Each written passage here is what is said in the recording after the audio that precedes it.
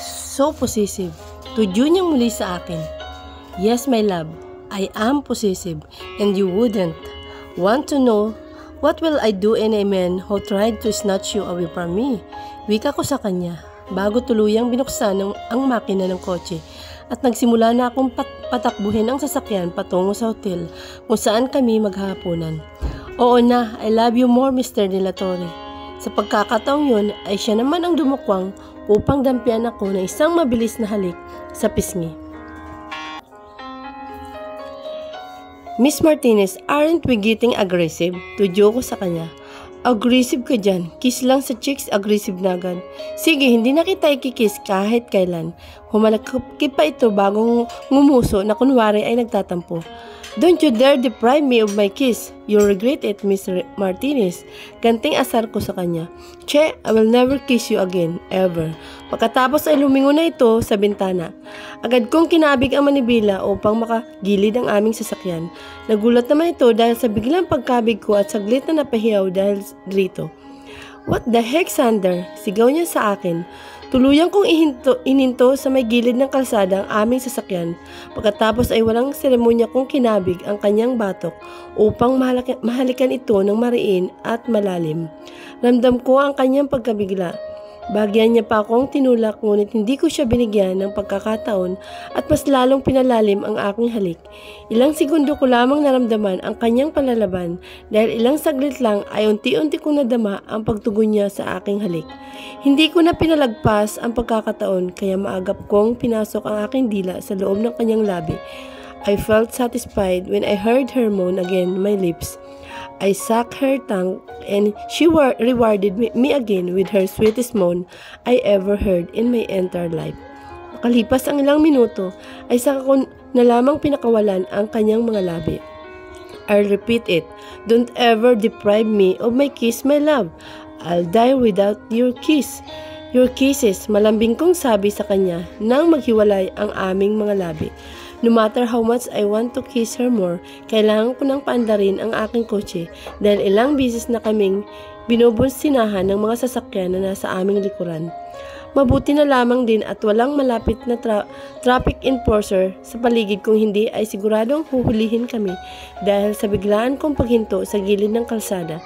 Mabilis kong pinaandar ang aming sasakyan at saka muling tinahak ang daan patungo sa hotel na kakainan namin. Ilang minuto na ang aming binabiyahe nang mapansin kong hindi pa rin siya nagsasalita. Hey baby, can you get your tank? Pasimpleng asar ko sa kanya. You get my tank, don't do that again, will you? Inis na bungad niya sa akin na magsalita ito. Why? What did I do? Patay mali siya kong tanong sa kanya. Really, Sander? Playing innocent? Isn't your strongest suit kaya pwede ba? Pagkasabi noon ay nirapan niya ako at saka ibinaling muli ang tingin sa labas ng bintana. Fine, sorry na, lambing ko rito. Inabot ko ang kanyang isang kamay na nakapatong sa kanyang hita, saka yun dinala sa aking mga labi upang dampian ng mabining halik. Sorry mo mukha mo. Paano kung nahuli tayo ng pulis doon o kaya nabangga tayo? Stop putting yourself in danger, will you? Asik niya sa akin. Okay po, hindi ko na po ulitin. I just want to kiss you so bad. Malambing kong turan sa kanya. Che, yun lang ang tangi niyang sagot. And I know that instant that I am forgiven. Andy didn't want me to do anything reckless, kaya nagagalit ito kapag may ginagawa kong pwede kong ikapahamak. Kalipas ang kalahating minuto ng pagmamaneho ay narating na rin namin ang isa sa mga 5-star hotel dito sa Pilipinas. Agad kaming sinalubong ng bali at attendant. Agad kong inabot ang susi ng aking sasakyan rito at pagkatapos ay nagmamadaling umikot sa passenger seat ng kotse upang alalayan si Andy, ngunit nakababa na rin pala ito ng sasakyan. Hindi na nito inantay na napagbuksan ko siya ng pinto. That's one thing I love about her. She's so independent and doesn't really want to depend on her man. But sometimes, as her man, I want to pamper her and spoil her with everything I've got, but she usually refuses my offer. We both went to concerts and booked the presidential suite. Naramdaman ko ang biglang panlalamig ng kamay ni Andy na kasalukuyang salikop sa aking mga kamay. Alam kong nais nitong magtanong at tumutol, ngunit nahiya itong magsalita. Bakas din ang kaba sa kanyang mukha. Nang ibigay na sa front desk ang aming room bell ay tila robot lamang na nakasunod si Andy sa aking likod, habang hindi pa rin ito napuputol ang pagkasugpong ng aming mga kamay. Pumasok na kami sa elevator, agad kong tinap ang card case sa sensor ng elevator. Pagkatapos ay pinindot ang floor kung saan naroon ang kwartong aming uukupahin. Kaming dalawa lamang ang nasa loob ng elevator ng mga oras na yon. Parehas kaming walang imik habang unti-unting sumasara ang elevator doon. Pagkalapat ng pinto ng elevator ay agad na iwinaksi ni Andy ang pagkakahawak nito sa aking kamay. What the fuck, Sander? I thought we're going to eat. Gulat na gulat niyang bulyaw sa akin. Halos bumunghalit naman ako ng tawa nang makita ang magkahalong takot at kaba at inis sa mukha nito nang dahil sa aming kasalukuyang sitwasyon. Calm down, we're only going to eat. Tawang-tawa kong wika ko kay Andy upang kumalma ito. Mas lalo namang bumakas ang inis sa mukha nito dahil sa biglaan kong pagtawa. You shouldn't have seen your face. You really think that I will force you to do something you don't want to do. Nakangisit kong sabi sa kanya habang unti-unting sinakop ang katiting na espasyo sa pagitan namin. Of course not. You're not that kind of man and I trust you. Nagulat lang ako. Wala ka namang sinabi na sa hotel room tayo magdi-dinner eh. Nauutal niyang sabi nang maramdaman niya ang unti-unti kong paglapit sa kanya. I will never do anything against you, Will, my love. I will never try to do anything without your consent. I love you and I respect you with all my heart. I will do anything to protect you. That's a promise. Malamyos ang aking mata habang nakatitig sa kanya. Nilapatan ko siya ng isang maagaang halik sa ulo nang tuluyan ko na siyang masukol sa gilid ng elevator. Besides, the view here is mesmerizing.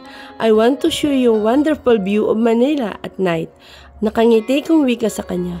I love you, my wonderful man. I can't define how much I love you. What I feel for you is beyond words. She then put her arms around my neck and looked me directly in the eye while saying those words. I was taken back when she said those words. I can't really believe how much I love this woman.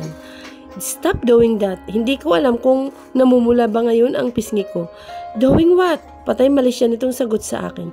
She's doing this on purpose. She's enjoying this torture. She knows that I'm not really good at taking compliments. You're making blush and that's not funny. Reklamo ko sa kanya. Oh, my baby is blushing. I love you. I love you, I love you, I love you. Sunod-sunod niyang sabi sa akin. Pagkatapos ay pinupog niya ako ng halik sa aking mukha. Napuno ng masasayang tawanan namin ang buong elevator. I'm praying that tonight won't end. I want to stay like this forever. I want to be with her for the rest of my life, no matter how hard it is. I don't have any idea what the future holds for us, but I am hopeful that Andy will stay by my side always. This woman is the reason why I'm always grounded. They say that when a person has a high IQ, they tend to have a lower IQ or emotional quotient. EQ or emotional intelligence is the ability of a certain person to manage their emotions under pressure and utilize your mind to become more positive. EQ also helps the person to create a stronger relationship with all the people around them. It also helps you to understand your feeling and have empathy towards others, which usually makes us human. I am having a hard time connecting with other people aside from my family because of me having a high IQ and low IQ, but this woman in my arms always makes me feel normal. I am normal when I'm with her. Hindi isang tagapagmana o kaya taong sobrang talino, bagkos ay isang normal na tao lamang. Never I imagine myself that I am capable of loving someone more than anything in this world. Andy, I'm nervous aside from the fact that this is the first time that we went into a hotel. It's also the first time that we will be alone in one room. I can't really explain how I'm feeling right now. Sander never did this before. He's the total gentleman all throughout our relationship, and even if asked me to do it, I would willingly offer myself to him. I can never imagine surrendering myself to anyone. Hindi ko alam kung saan kami dadalhin ng relasyon namin. Lalo na't alam ko na ngayon kung gaano kalayo ang agwat ng antas namin sa buhay. Bagamat ganun pa man ay kahit minsan hindi ko naramdaman ang pagkakaiba namin. Kahit minsan ay hindi pinamukha sa akin ni Sander kung gaano siya kayaman. Madalas niyang isinaalang-alang ang nararamdaman ko sa lahat ng bagay. Katulad na lang ng pagpayag nitong kumain kami sa abot kayang kainan. Hindi ko siya naringgan ng kahit isang reklamo, kahit na pinapakain ko siya sa fast food o di naman kaya sa karinderya. Sino nga bang mag-akala ng isang tagapagmana ng isang malaking kumpanya sa Pilipinas ay kakayaning kumain ng mga pagkain kinakain ng mga ordinaryong taong katulad ko?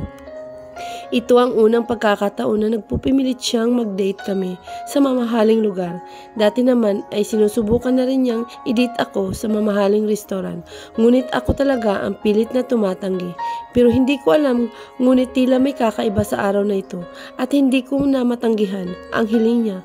Para bang may kung anong enerhiya ng mundo ang nagtutulak sa amin na gawin ang gabing ito na isa sa hindi naming makakalimutang parte ng aming relasyon. Mas lalong lumakas ang kabog ng aking dibdib habang papalapit kami ng papalapit sa kwartong nirentahan ni Sander para sa amin ngayong gabi. When we reached the front door, he immediately tapped the key card and the door immediately opened. Halos mapanganga ako sa pagkamangha ng ganda ng kwarto. The room was exquisite. I can't really find the best words to describe the place since ito rin ang unang beses kong makapasok sa ganito kagarbong kwarto. Dati-rati ay sa magazine, billboard at TV ko lamang nakikita ang mga ganitong klase ng hotel room. The room was dim at ang tanging ilaw mula sa mga kandila na nakapalibot sa buong kwarto ang nagbibigay liwanag sa buong kwarto. There's a glass wall around the room na mas lalong nagpapaganda sa buong kwarto. Kitang-kita mula roon ang nagtataasang building sa Maynila, pati na rin ang mga ilaw mula sa mga sasakyan na tanaw rin mula roon. Ito pala ang pakiramdam kapag ikaw ay nasa itaas. Tila mga langgam lamang ang mga taong nasa baba. Hindi ka nila kayang abutin. Kahit anong gawin nila, maliban na lang kung dadaan sila sa parehong paraan kung paano ako nakaakyat. Kaya ba nagagawa ng mga nasa itaas na tingnan ng ganun kaliit ang mga taong nasa ibaba? Parang napakasarap manatili roon pero alam kong hindi yun ang tamang lugar ko.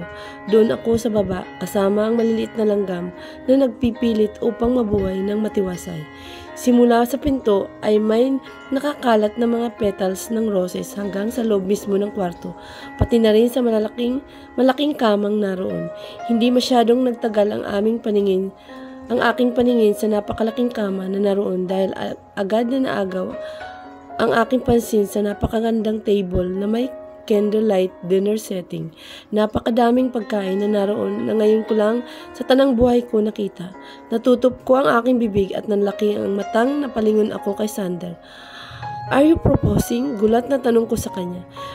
You really have a big imagination and always speaking what's on your mind. Natatawang sagot niya sa akin. Oh, what? Am I wrong? I can't think of any possible reason why would you prepare something this big. Nalalaki pa din ang mata kong tanong dito. Kinakabahan ako. I love Sander with all my heart at gustong ko siyang makasama habang buhay pero hindi pa ako handa. Marami pa akong responsibility na sa pamilya ko. I love you, Andy.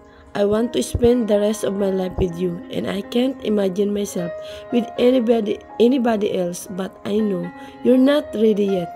So, no, I'm not proposing yet. Bahagya niya pang binitin ang huling salita niya. Bagya akong nakahinga sa kanyang sinabi, I don't want to reject Sander's proposal, if ever, but I know that this is not the right time to get married. Lalo na at malaki ang pagkakadisgusto ng ina nito sa aming relasyon.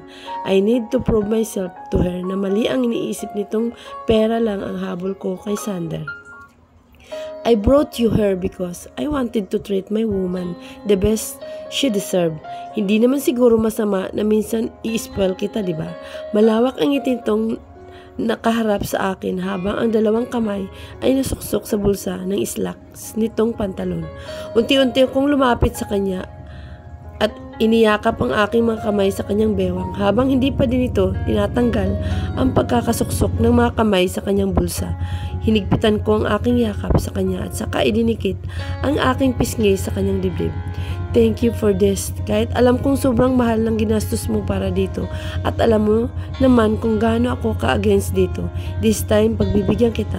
Saka ko inangat ang aking muka upang makita ko ang napakagwapo niyang mukha na ngayon ay nakayuko sa akin at nakatitig na rin sa aking mukha. I love you, my gorgeous man. Malambing kong sabi sa kanya.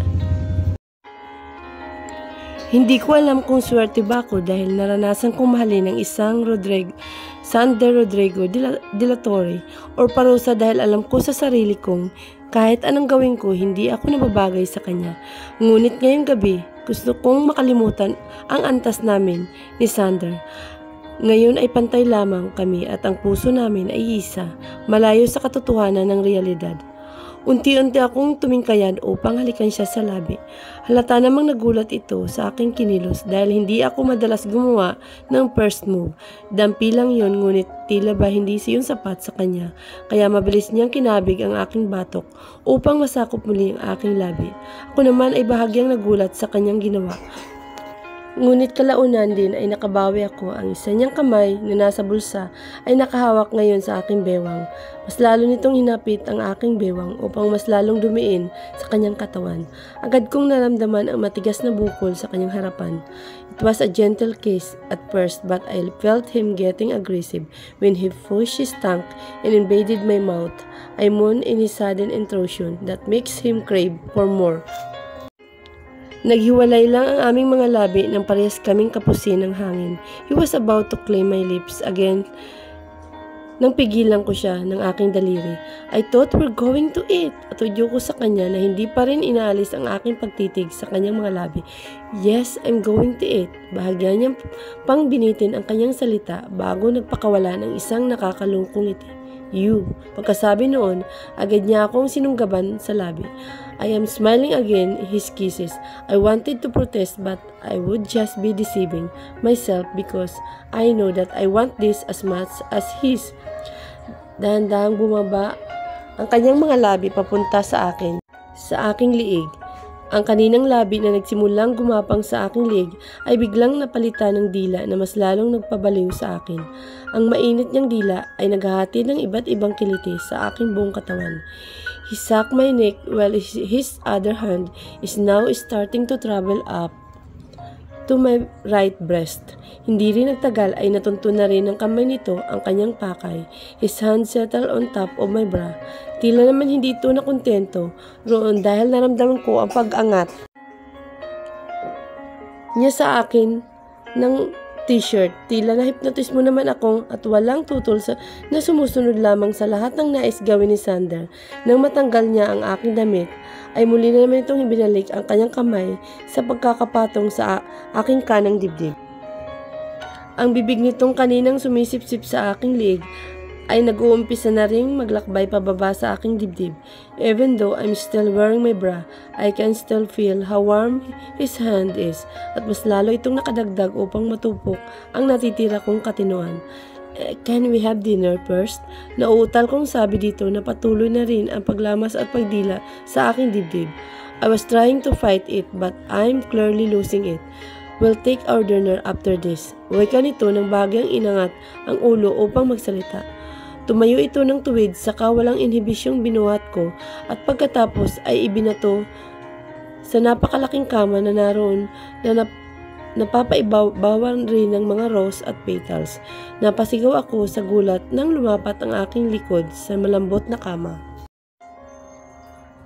I was going to shout at him for what he did, ngunit tila na umid ang aking dila when I saw the wildest passion in his eyes. Pakiramdam ko sa mga oras na yun ay walang makakapigil sa kanya upang gawin ang nais niya, though I don't have any plans of stopping him. He slowly went on top of me and claimed my lips. I love you, Andy. If you want us to stop, you should do it now. When I continue what I am about to do, there's no turning back. Wika nito habang paulit-ulit ang pagdampi ng mga labi nito sa akin. Really, Mr. De La Torre?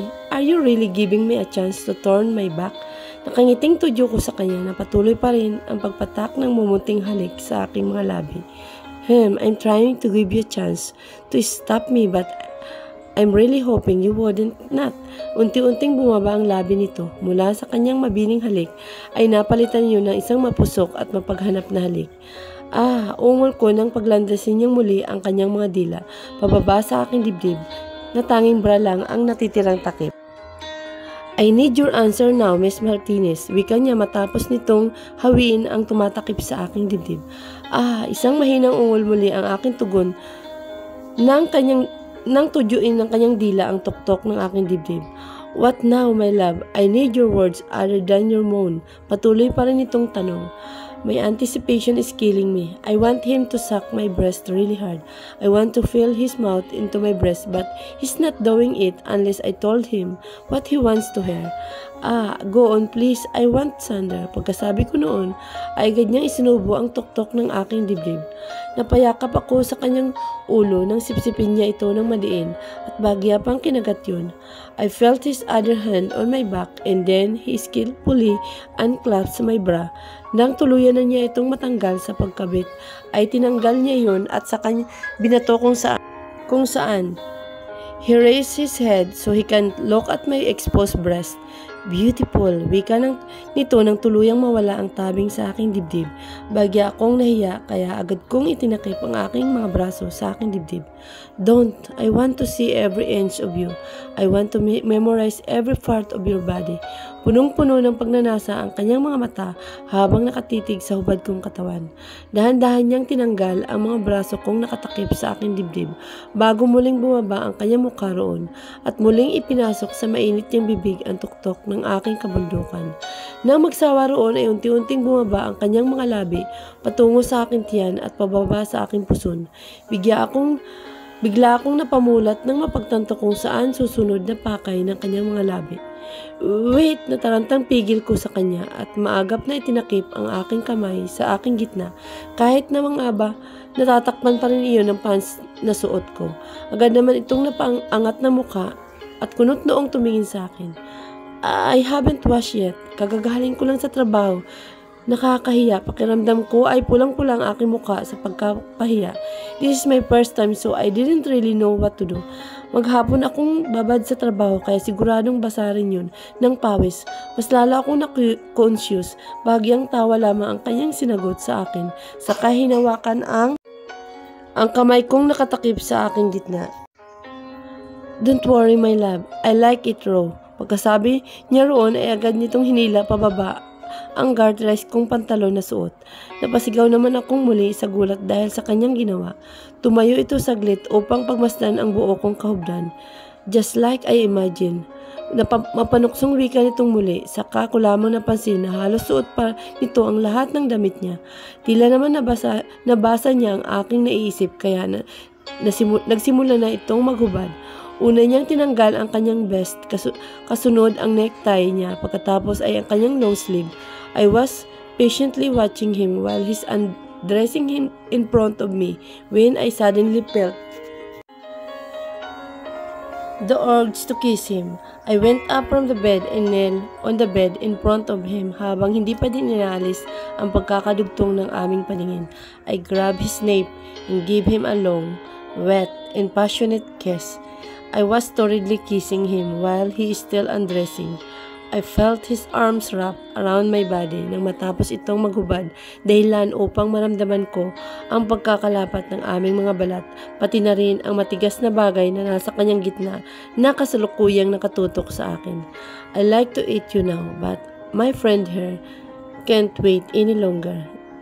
Wika nito na sandaling maghiwalay ang aming mga labi.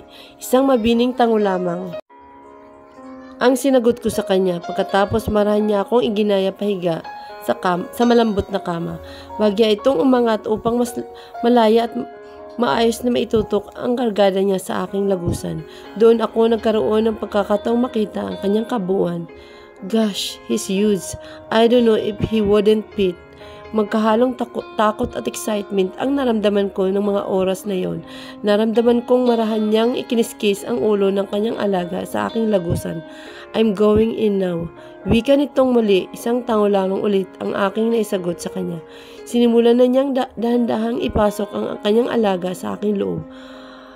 Hiyaw ko nang maramdaman ang kakaibang kirot dahil sa estrangherong bagay na pumapasok sa aking lagusan. Does it hurt? Nag-aalalang tanong niya sa akin. Yes, but I can manage. Go on, encourage him.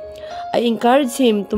Tumango naman ito at saka nagsimula na muling isinulong ang kanyang kargada papasok sa akin. Kinagat ko ang aking pang-ibabang labi upang pigilan ang aking impit na sigaw dahil sa sakit na nararamdaman. Tila naman napansin ni Sander yun, kaya inilagay niya nito ang isa niyang kamay sa ibabaw ng aking kasilanan. He gently massaged my clit that somehow eases the pain and makes my pussy more wet. He then continued massaging it while he slowly thrusting inside me. A little more push and I can feel that he's fully inside me. I can't believe that monster thing is inside me now. Are you okay? Nag-aalalang tanong niya. That monstrous thing of yours is inside me now. Do you think I'm okay? Naiiyak na sagot ko sa kanya. I'm sorry that I'm big. Don't worry, you'll get it. Use it. Nakangiting sagot niya sa akin. Inirapan ko lamang siya at hindi na sumagot. I'll move now. The pain you won't go away and we'll reach our climax if I don't move. Do what you have to do. Asshole. Isang mahinang tawa lamang ang kanyang sinagot sa akin. Pagkatapos ay nagsimula na itong gumalaw muli. Nung una ay naramdaman ko pa rin ang sakit, ngunit makalipas ang ilang minutong paglalabas-pasok niya sa aking kasilanan, ay unti-unti na akong nakaramdam ng sarap. Ang kaninang mabagal ay unti-unting bumilis at ang kaninang daing ay napalitan na ng mahilinghing. Ang buong silid ay nabalot ng ungol at ingay mula sa pag-iisa ng aming katawan. The pain is still there, but pleasure is more powerful now. Shit, you're so tight. Ungol ni Sander habang walang habas pa ding naglabas-pasok sa aking kasilanan. Oh, pack, yes. Pack me, Sander. Ganting ungol ko rito.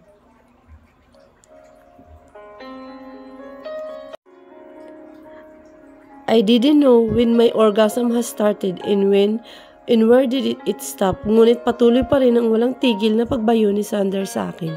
Kakatapos ko lang, ngunit ito naman, nararamdaman ko na namang malapit ko nang maabot ang kasukdulan. Oh, Pak, I'm coming, baby. Ungol ni Sander. I already had my third orgasm when he pulled out his member and squared all his semen in my stomach. It was glorious sight when he was rubbing his dick in front of me. His mouth is open and he's moaning loudly while he's having an orgasm. Nang matapos ito ay agad itong tumayo at kumuha ng towel upang ipuna sa katawan ko na natalsikan ng labasan siya kanina. Ito na mismo ang nagpahid roon. I figure that since you are very vocal that you are not ready to get married, you are definitely not ready to get pregnant. That's why I do withdrawal. I actually forgot to bring condom since I don't really have a plan on making love to you tonight. Paliwanag nito habang patuloy ang pagpupunas niya sa parting tinamaan ng kanyang orgasm. May kung anong humaplos sa aking puso dahil sa kanyang sinabi. Thank you for always thinking about me, wika ko sa kanya. I always want the best for you, my love. Always remember that. I love you with all my heart. Sa kanya dinampian ng isang mabilis na halik ang aking ulo. Sander. Ingay mula sa telepono ang gumising sa akin. Slowly open my eyes at ang napakagandang mukha ng babaeng pinakamamahal ko ang tumambad sa akin. I can't help but smile to myself. We made love countless times last night. I can't even remember how many times we did it, but all I can remember is how wonderful and magical it is.